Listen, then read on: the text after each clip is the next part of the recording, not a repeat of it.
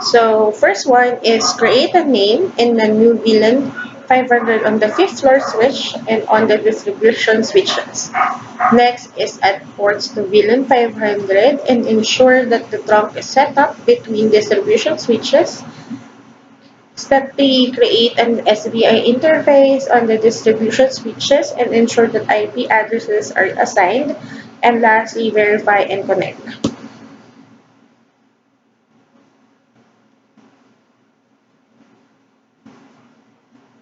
So this is the next part of our report. We will talk about SPP or Spanning Tree Protocol.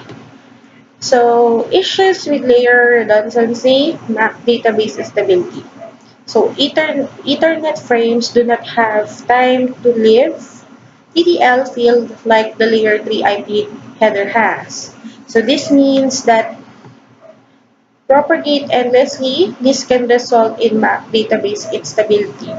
So there's three issues that can. PC1 sends a broadcast frame to S2.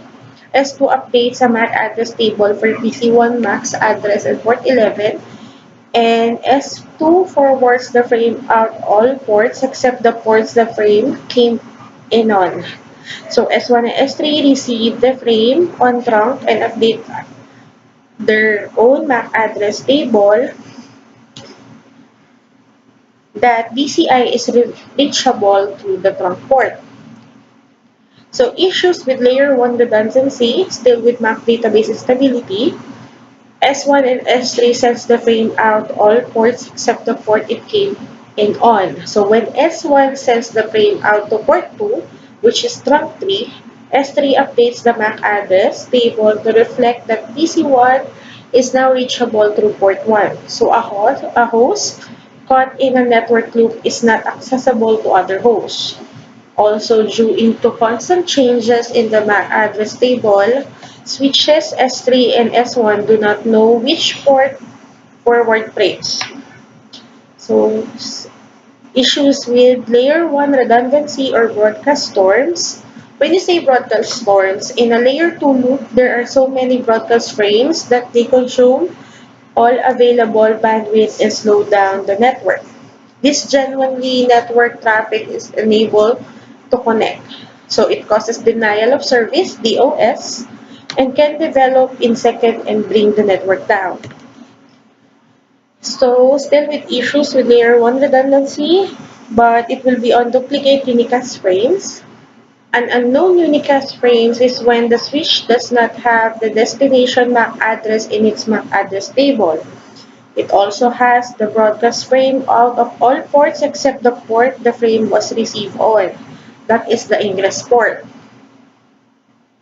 So duplicate unicast frames. PC1 sends frame destined for PC4 and S2 does not have PC4 MAC address in the MAC address table. So when it forwards the frame out of ports including the trunks that lead to S1 and S3, the S1 sends the frame to PC4. S3 also sends a copy of the frame over to S1, which delivers the same frame again to S4. So spanning tree algorithm introduction. So spanning tree protocol or STP creates one logical path through the switch network. All destinations on the net, it means all the destinations on the network. It blocks redundant paths that cause a loop, and STP sends bridge protocol data units or BPDUs between layers 2 devices in order to create the one logical path. Also, a part of S2 is blocked, so traffic can only flow one way between any two devices. When trunk 1 fails, the blocked part on the S2 is unblocked and the traffic can flow between S2 and S3. So this is the port rows. Root bridge, one layer 2 device in the switch port network. Root port, one part of the switch that has lowest cost to reach the root bridge. Design port selected on the per segmented basis based on the cost to get back the root bridge for either side of the link. Alternate port, this is for RTSP only. Backup port for the designated port when the other side is not a root port. And lastly, backup port. This is also for RTSP only. So spanning tree algorithm, the root bridge. The lowest root bridge ID or BID becomes root bridge. Originally, BID has two fields, bridge priority and MAC address. Bridge priority default is 32,768, can change. Lowest MAC address if bridge priority is not changed because determinant for root bridge. So spanning tree algorithm or root path cost. Root path cost means it's used to determine the role of the port and whether or not traffic is blocked. It can be also modified with the spanning tree cost interface command. So you can use spanning tree cost command so it can be modified. So this is the root path cost. Port role decision for RTSP. Note, S1 is root bridge.